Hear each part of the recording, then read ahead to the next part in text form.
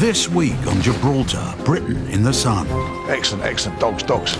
I wish I went to the loo before they came into. I've got right of way. I let you go. You don't tell me to stop. Anything could trigger these guys off. Not everybody wants dogs just walking around and rummaging through their cells. Angela, gonna go down and get the defib.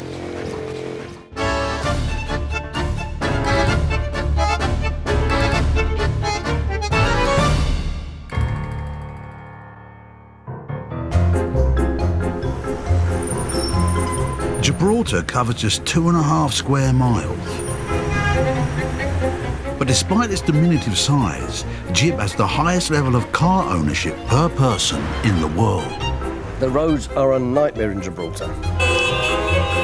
Traffic jams, all sorts of stupid things. They're really, really congested. Some of the roads are very narrow, lots of cars parked everywhere, so it can be a little bit tricky. Some of the hills here are so steep that you have to ask all your passengers to get out so you can go up them properly. One man who knows the roads of Gib better than most people is driving instructor and ex-police officer John Bell Young. I left the police force and I thought, well, I'll move from chasing people to teaching them how to run away from the police. He's been on the job for 10 years and has developed his own style. Learn to drive, you I've been described by some students as the Gordon Ramsay of the instructor world, driving instructor world. Turn right. Beep. Someone cut me up. Beep, beep, beep, beep. Seriously? I hate bad drivers, and I cannot hold back when somebody does something that's dangerous or inconsiderate. John's distinctive manner is all about making his pupils safe drivers. I'm very strict with them. I don't let them get away with anything because you can't afford it in Gibraltar. John's latest pupil to run the gauntlet of Gib's roads is Asdin Costa. Yeah, don't pull out in front of cops. Yeah. John's my 4th instructor. I hope he's my last one because I really just want to pass and get on with it, really. Asdin is hoping to pass his test before he moves to the UK. Clutch down, first gear, onto your gas, put your first, onto your gas. Nice lad, but I think his confidence is greater than his ability at the moment. Gas and go, we're clear. Stay to the right. Now that... Come on, man. I said to turn right at the roundabout. Yeah, sorry. I asked him to turn right. He signalled right and they decided to go left round the roundabout. I mean, you know, what can you do? If he's not listening to what you're saying to him, then he's going to have fun on his test, isn't he? If you're signalling one way and then you turn the other way, people behind you are going to get very confused. They don't know what you're doing. You could cause an accident. Love John to bits, but he's quite stern and quite strict. Tough love is what they call it. That's what they get from me. These kids, seriously, look at them. Spaniards on bikes going... There's a copper there. That's it. Pull him over. Pull him over. Pull him over. Bikes in Gibraltar are a bloody nuisance. I think driving in Gib is one of the worst places to drive because of the mopeds. Well, mopeds, they're little buzz bombs, aren't they? They whiz around, that's their job. And make as much noise as they can. You're driving down the street, and they're all around you all the time. You don't know what they're going to do. They overtake on the inside, the outside, they cut in front of you, they stop dead. Ban mopeds. Get rid of the lot of them. And to be a learner driver in that sort of context. That's it. Pull him over. Put your clutch down into first. Into first. Into first. Yep. Bikes in Gibraltar are a menace, and the guys that ride them even more. Makes you proud to be Gibraltarian, doesn't it, eh? Squeeze the gas into second. But mopeds aren't John's only bugbear. The highway code states that if there's a bus waiting to pull out of a bus stop and it's safe for a car driver to give way to the bus, then the car driver should give way to the bus. However, bus drivers read that as allow buses to pull out from a bus stop. We're going to be turning left at the roundabout. Mirrors. And this bus driver does just that. Signal left for me. Signal left. Bus wanted to come out and he was signalling me to slow down and force me to give way. Ain't gonna happen. I'm gonna word with this bus driver. Don't John. Excuse me. What's all this? I've got right of way. I let you go. You don't tell me to stop. You've got to look before you pull out of the bus stop. Say to give me way, I was coming off. We're in the left-hand lane. We don't have to give you way. Read your highway code. Put your gas on and go. Aprenda a conducir, mejor. Squeeze the gas into second. Aye, Captain. So yeah, that was fun. I have no problem speaking my mind, and I'll take anybody on. Because unless you tell these people that they're doing wrong, they don't know they're doing it wrong. Touchdown, into neutral, handbrake. Turn the engine off. He swore less this time, so that's always a good thing. Overall, I think it went really well. If Az took his test tomorrow, he'd fail. I'm starting to feel really confident. Got a lot of work to do before he'd be test ready.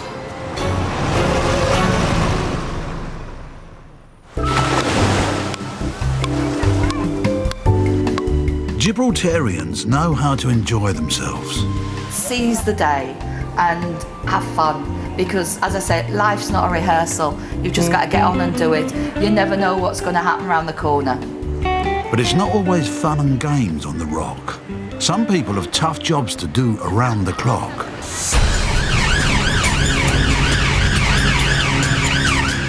Paramedic Jenny Garrett is on her third call out of the day. Echo Charlie from AS1, we're now en route to location, over. You never know what you're going to get each time the phone goes. Sometimes it can be high adrenaline, other times it needs a little bit more feeling and empathy and sympathy. Just received over the radio a call for an elderly lady that's collapsed at a residential address. You can make a difference to someone's life. When you can be the rock for that person at that time, that's what makes it worthwhile. That's my job, really, and I love it. I love dealing with people. Working with Jenny is Ian MacDonald.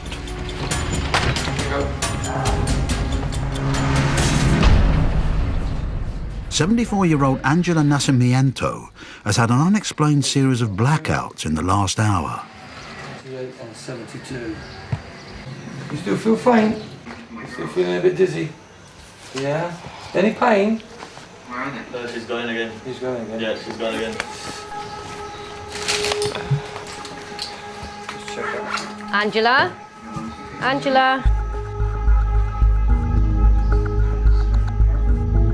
Angela? As Jenny struggles to make a diagnosis, she prepares for the worst. I'm gonna go down and get the defib.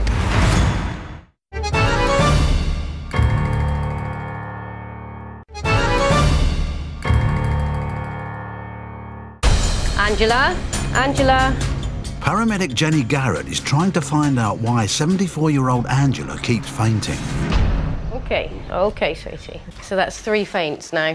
Yeah. Yeah? Since what time? 1, just before. So. Okay. Angela passes out again. I'm gonna go down and get the defib. So this lady has had 3 episodes of fainting in the past half hour. So what I'm doing now is just preparing the stretcher to bring her down. Run an ECG, see if it's of cardiac origin. All right, Angela, hello.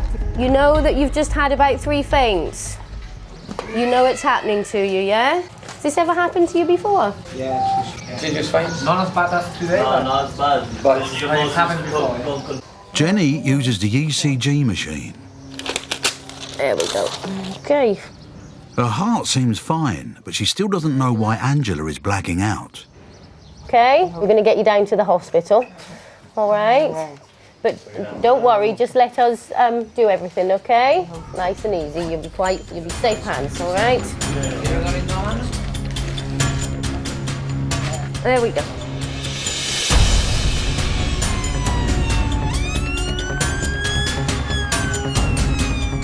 How are you feeling now? You're not feeling well? What time were you out and about when this first happened? 12:30. I felt like I was drunk. Okay. And I fainted. Okay, all right.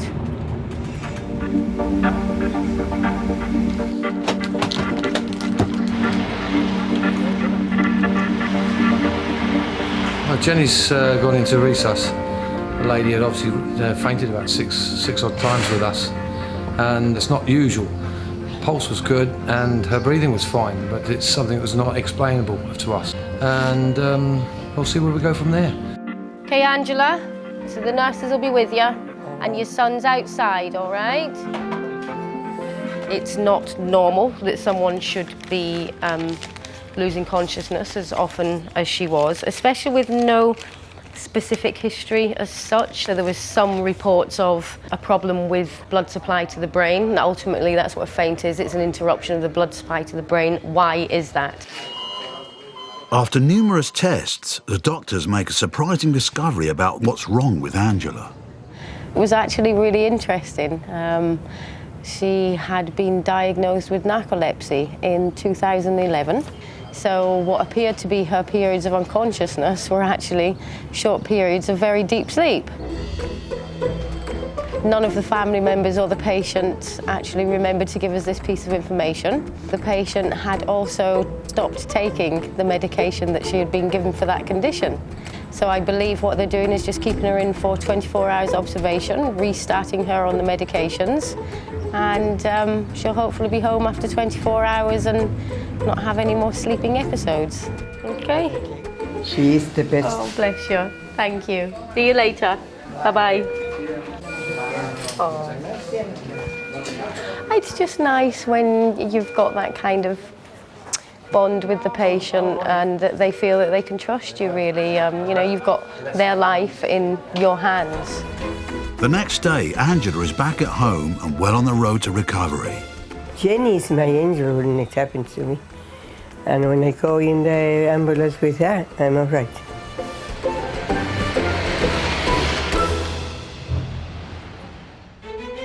Gib stands at the gateway to the Mediterranean.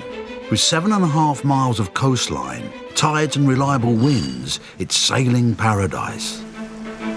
For 18 years, a highlight of the nautical calendar has been the prestigious Gibraltar Regatta. Ready, let's go. Helm over and lee-ho. For the last 3 years, skipper Clive Dodd has entered an amateur crew to race his yacht, the Jolly Parrot. We've got some much bigger boats out here and we're holding our own against them. On paper, they're much, much faster than we are. But obviously, with my crew, we're going to beat them. But it's not long before the crew of the Jolly Parrot run into trouble. Well, we're a bit to run out of wind, which has left us drifting aimlessly in circles. We're actually going backwards now. It's really irritating. There's no wind, you just sit there and bob around and float about, and on a sunny day like this, you just kind of sit here and cook. It makes things nice and quiet and calm, and it's a good time for a cup of tea. But skipper Clive can't relax as they're surrounded by cargo ships.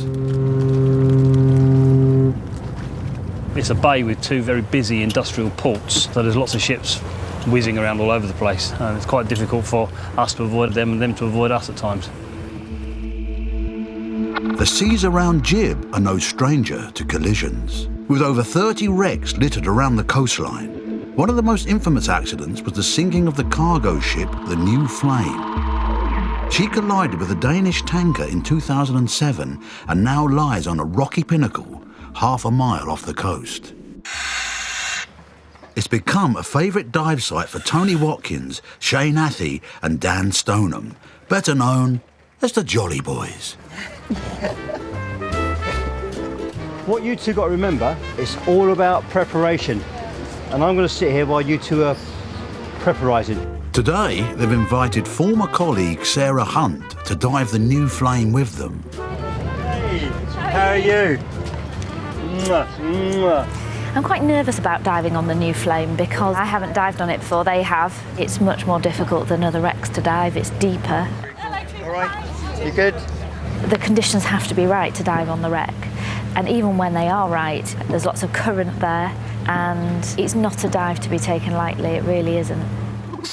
Sarah has another reason to feel nervous. Last year, she was night diving a different wreck with Tony and Shane when she encountered a problem.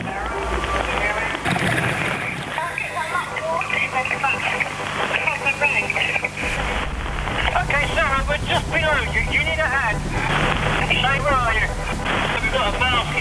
the moment. You okay? Okay, Sarah and Shane are now heading back to the boat to try and resolve the mask issue.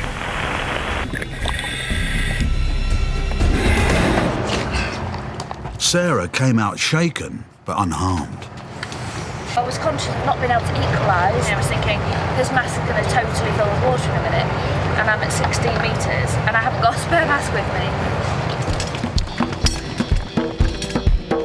Today she'll be diving much deeper, up to 35 metres. Hey, that's my spot. Maritime surveyor and expert on the new flame, Rob Coombs, joined the team in their expedition.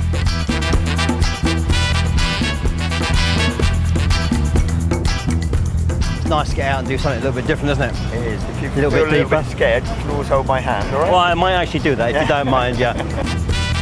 But as they get closer to the dive site, conditions begin to deteriorate. It always gets a little bit choppy around here because we've got currents merging from all over the place.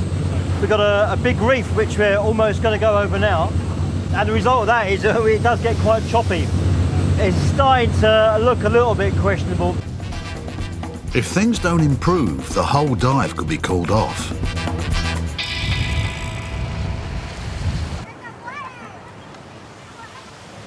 While some people on Gib are having fun on the water, others have to make do with a view of the sea from their cell. The inmates at Her Majesty's Prison, Windmill Hill. Gibraltar prison, yeah, the idea of being locked up sends shivers down my spine.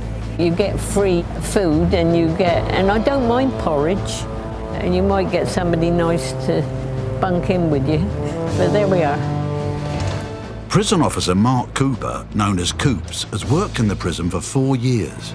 Morning, boys. Morning. We do work long hours. I miss spending time with my wife.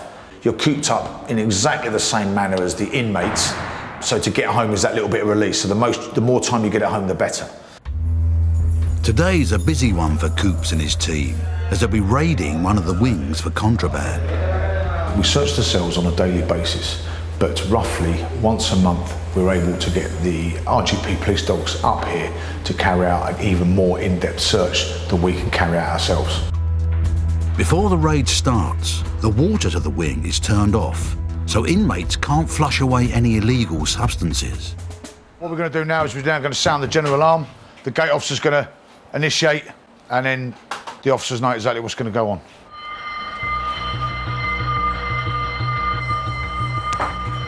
Once everybody's been accounted for and all inmates have been secured in their cells, that's when we can push forward now, bring the dogs in. The two special members of the Royal Gibraltar Police Force are Spot and Kaiser. Excellent, excellent. Dogs. Okay, one of the dogs is a sniffer dog for people, and the other one is a sniffer dog for cells and large areas.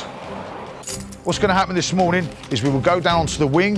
We're going to open up all 6 cells. All inmates will come out onto the wing, and that's where the personnel sniffer dog will go through them.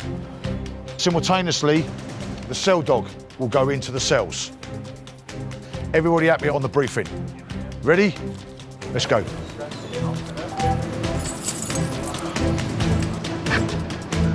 Coops is well aware that if any inmates are hiding something, the situation could turn nasty. Anything could trigger these guys off. I mean, not everybody wants dogs just walking around and rummaging through their cells.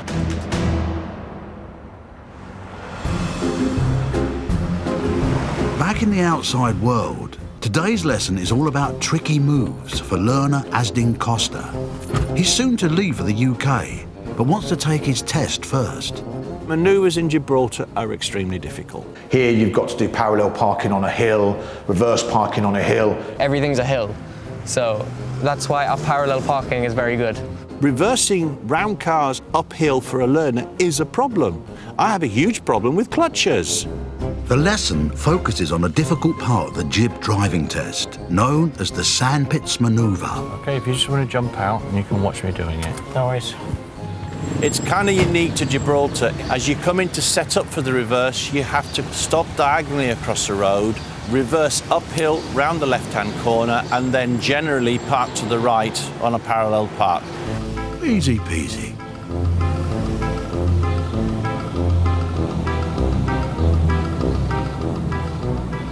pretty straightforward, to be honest. But mastering this manoeuvre isn't as easy as it seems. So what do you think? Seems pretty straightforward. Problem is here, you can't practice it here.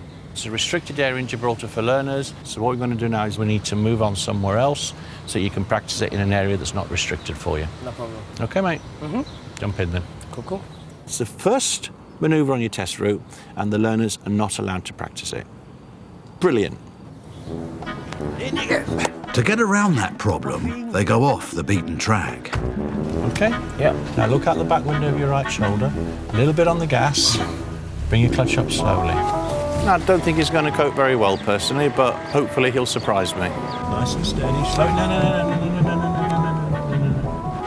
When you're reversing, you want to be doing these manoeuvres at Zimmer frame speed.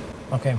I think his confidence is greater than his skill at the moment. Use your clutch to slow you down. Put more gas on. Hey, handbrake. Mm-hmm. John's very patient, but he can get a bit explosive as well at the same time.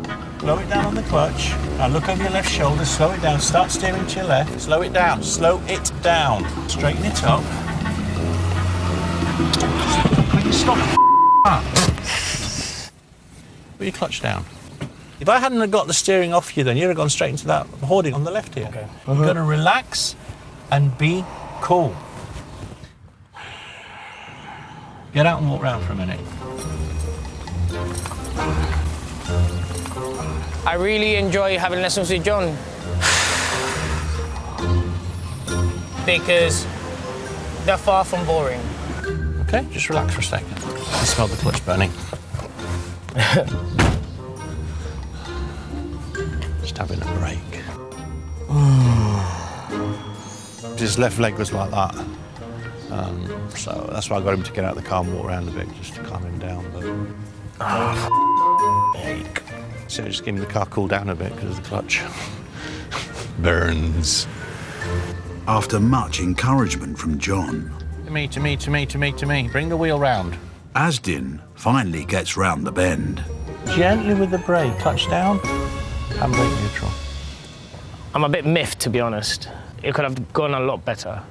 We're not ready for the test at the moment. His control skills aren't where I would like them to be at the moment. I'm a bit angry with myself because I know I can do it and I just got a bit nervous. Sadly for Asdin, time's run out, and he'll have to try to pass his test when he gets to the UK. I wish him well. We parted on good terms, but it wasn't to be. I'm very determined. I'm not going to give up. I'm going to have a license. End of.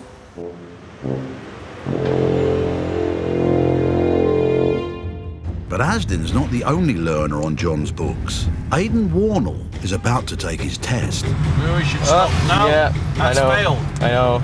There's no reason not to stop there.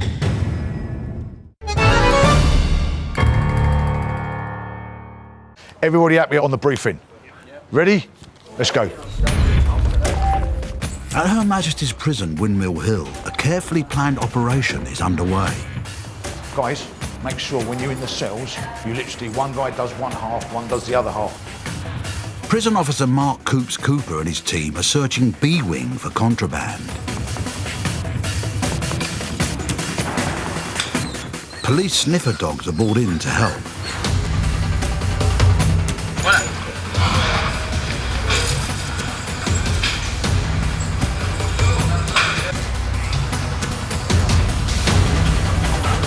Trust me, you won't find anything on me.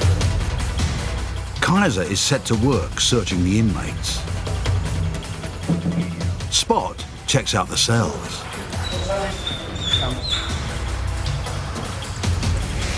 We're looking for any prohibited drug, any class A, B or C. We're also looking for homemade hooch, because they get potatoes at meal times. They might stick that in a container, and it's homemade alcohol. If something is found, depending on the item, punishment can range from withdrawal of privileges to an extra 10 years inside. If they mess up this morning, they could lose everything they've worked so hard to gain, like the television, the facility for using the kitchens. Also, they'll miss out on their extra visit they'll get on a weekly basis. So there's a lot at stake, but some are still willing to take that risk. Finding any prohibited items takes skill and patience. It's a cat and mouse game. If they have the slightest opportunity to hide something, they will do. And some of these guys come up with some really ingenious methods of hiding things. Anything could trigger these guys off. I mean, not everybody wants dogs just walking around and rummaging through their cells. And that's why we've got a big presence of officers on the wing, purely because we don't want anything kicking off. And if it does, then we've got enough officers of which to handle the situation. So far, the sniffer dogs haven't uncovered anything. Now it's up to Coops and his team to go through the cells.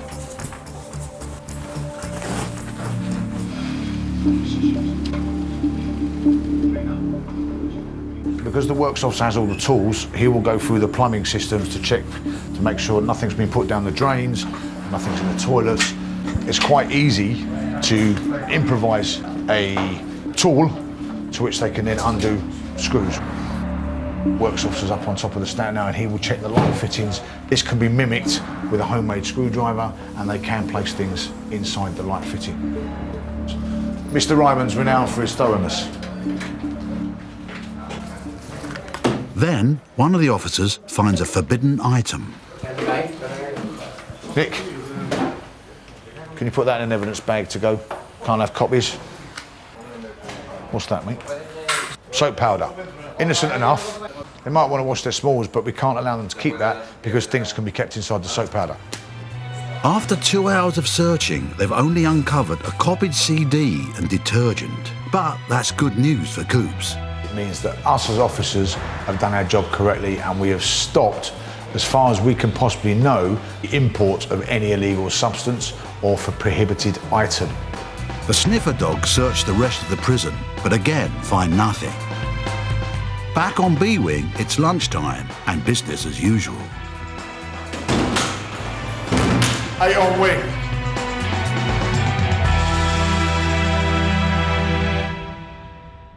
Half a mile out at sea, the Jolly Boys and ex-colleague Sarah are at the new Flame dive site.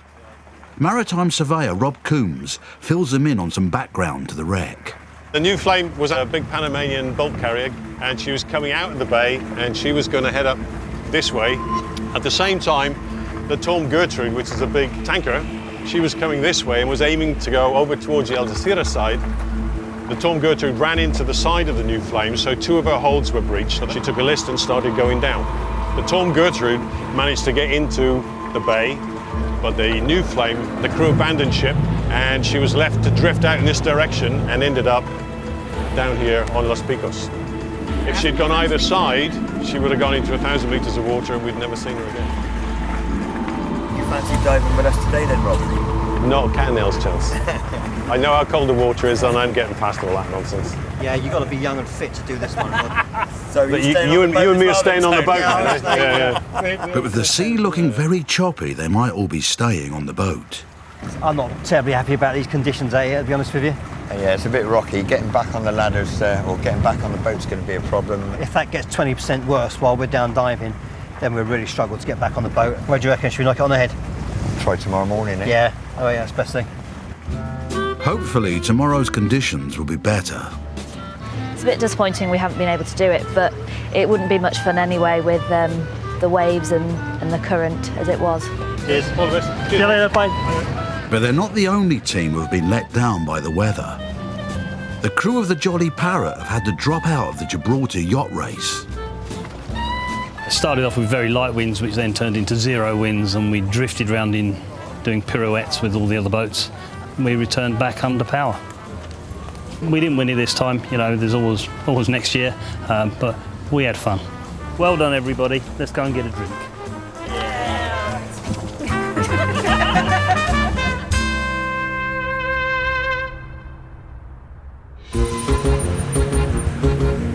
Back in town, driving instructor John Bell Young is back on the streets of Gib with a new pupil, Aidan Wernell. All right. Check you out. I really want to pass my test, you know. It gives me a lot of independence, a chance to take my girlfriend up the coast or whatever, you know, a bit more freedom. I just really want to do it now. I'm getting impatient. Floor it. Second. Relax, relax. All right. He's been making good progress and has got used to John's distinctive teaching style. When you're going on the road and someone cuts you off or someone doesn't do what they're supposed to do, you just know when he's going to shout because he just rolls down the window and his head pops out, you just hear him shouting. Learn to drive, shall we? Learn to drive, you And then he just winds up the window again and acts like nothing's happened. But Aidan still has a few problems to iron out. We should stop. No, that's failed. I know. There's no reason not to stop there. Yeah, I know. You've got to watch these traffic lights. Yeah. More people fail the test on crossings than anything else in Gibraltar because they do what you just did there. Now Aidan is about to face his biggest challenge. Today's D-Day for Aidan. It's his test. Very, very, very nervous. I'm a nervous guy. Just get very nervous with these things. If he keeps his nerves, he'll be okay. Other than that, it's in the lap of the gods, as they say. John takes Aidan out for one last trip around the block to calm his nerves. Any pearls of wisdom from your parents this morning? Don't up.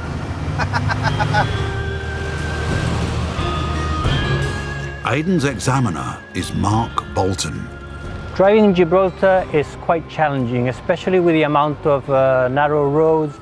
On average, our statistics tells us it takes around 2 to 3 tests to pass your test. As an examiner today, I am looking for good road procedure and good driving control. Inga. Cheers. All the best. Wait for your examiner. Put your belt on. Yeah, yeah. And don't run red lights. Funny guy. I'm looking at the examiner and it scares me. If I mess up, it's because of my nerves, because I'm really nervous at the moment. But, oh well, just got to take it. Okay, throughout the drive, continue ahead unless traffic signs direct you otherwise, and you move off, please. Yeah.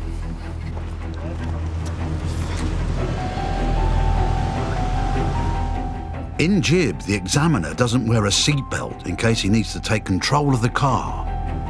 We'll be turning left at the end of this road.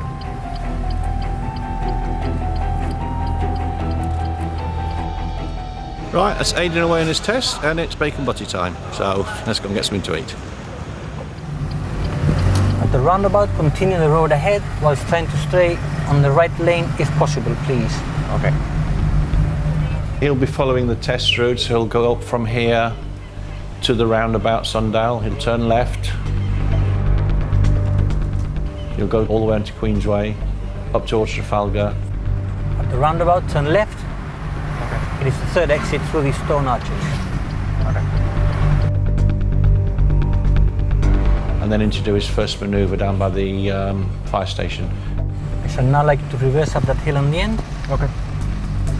Time for the infamously tricky sandpits manoeuvre. Aidan needs to reverse around the corner and up the hill into a parking space. It's the first one on the test, and you're not allowed to practice it, so the guy's going to be nervous.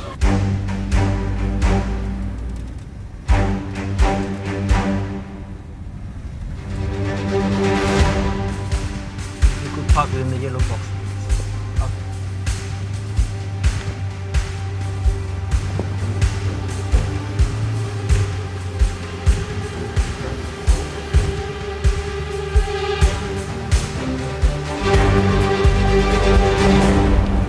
Okay. Yep. That's half of your test, yeah? Yeah. Take a breathe. Okay? Okay. Relax, yeah? You good? Yeah, I'm good, I'm good. You ready? Yeah. Move off. Aidan has made it through the sandpits manoeuvre.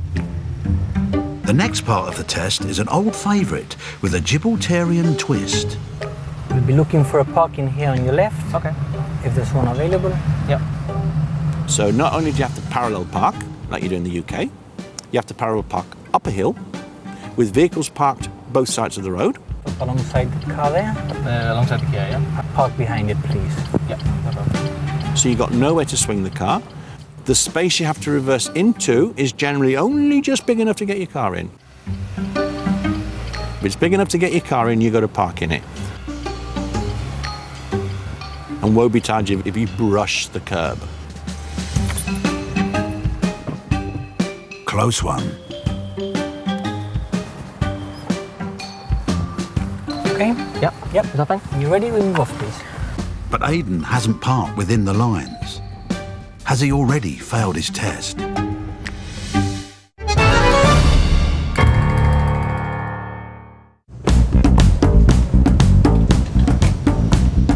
Jolly boys Tony and Shane, plus ex-colleague Sarah, are heading back to the wreck of the New Flame. Bit of a squeeze there, Treacle. I think Sarah's having a bit of a problem getting in her suit. It seems to have shrunk. Up with it. Yesterday, the sea was too choppy to dive safely, but now conditions have improved. We can tell it's much better than yesterday because we can stay on our feet without holding on. Jolly boy number 3, Dan, arrives just in time for the dive. Can't wait to get in now. Now that we know the conditions are this good, this flat, no current, fingers crossed that they stay like this. Sarah, if you're diving, get ready. The New Flame lies 35 metres below. It'll be the first time Sarah has dived this wreck and her deepest dive to date. Not very often we get a chance to do the New Flame in conditions like today. Absolutely stunning. I'm really looking forward to it. Time for Sarah to take the plunge.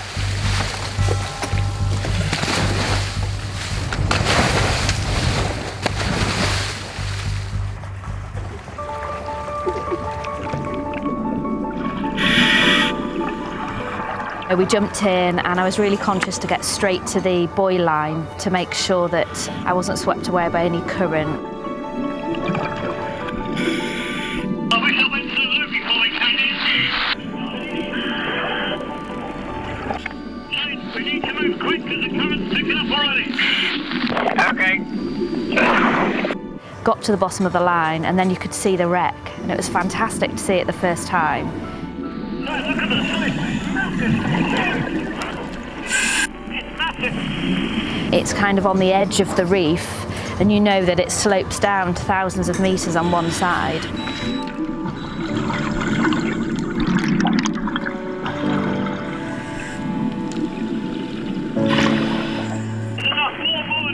Keep a Frenchman happy for you. You okay there, Sarah? We then descended a bit further down. There's so many places to explore on this dive site, man. We went along one part of the wreck with that to our left and across to another part of the wreck. We saw loads of fantastic marine life. When you're out in the Straits, you get bigger versions of what you get at the closer inshore dives. Look at that crab down there. Look at it. Suddenly, the current becomes much stronger. You've got cleaner building up now. I think we can get back to the shop, over. To be on the safe side, Tony decides to cut the dive short.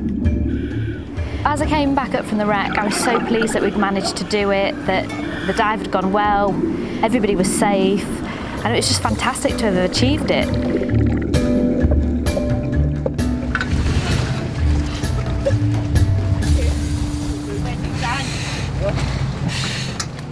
Such a good dive. Really good viz. That was awesome. It's quite challenging getting down there in the first place, but it's such a good wreck. There's loads on there. Oh, that was brilliant. Fantastic. So much life down there.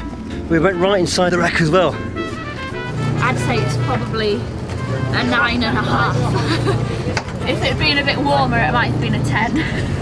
But I'm pretty chilly now. You are, princess.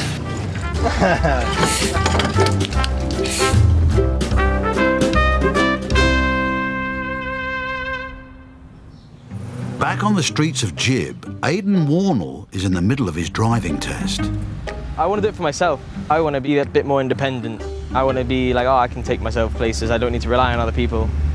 After a perfect reverse around a corner, Take a breathe.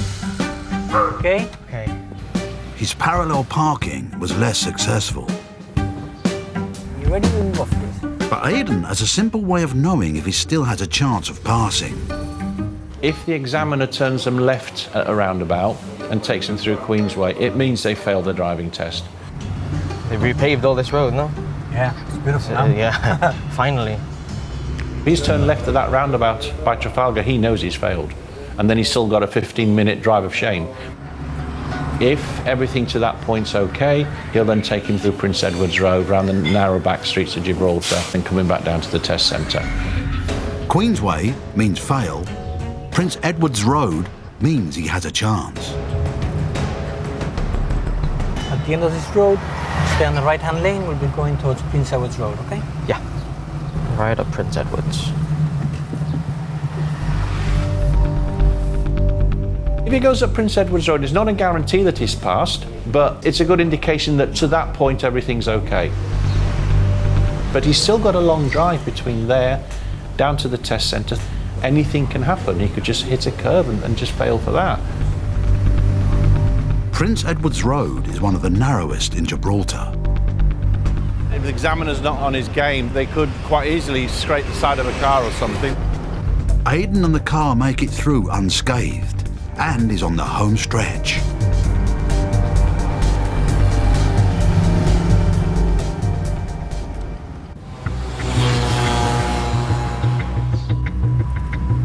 Okay. That's it. Parking brake on, please. Engine off. If he hands him a piece of paper, he's failed. If he passes, he doesn't get anything. Okay, that's the end of the test.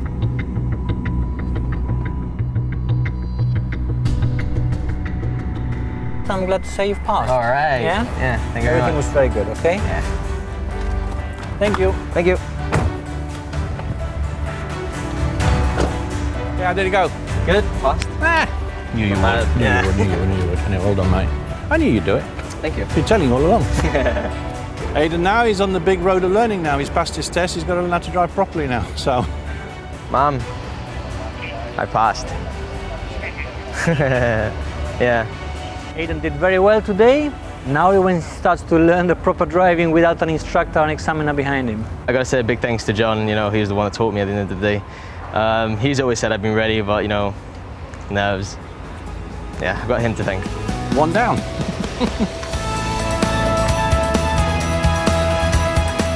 Another satisfied customer. Good luck, Aidan.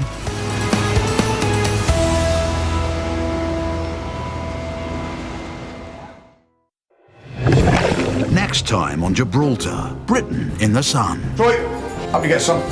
They're gangsters, absolute gangsters. Hold it up to your mouth and blow. No further, no further, no further. Help! No, no, honest.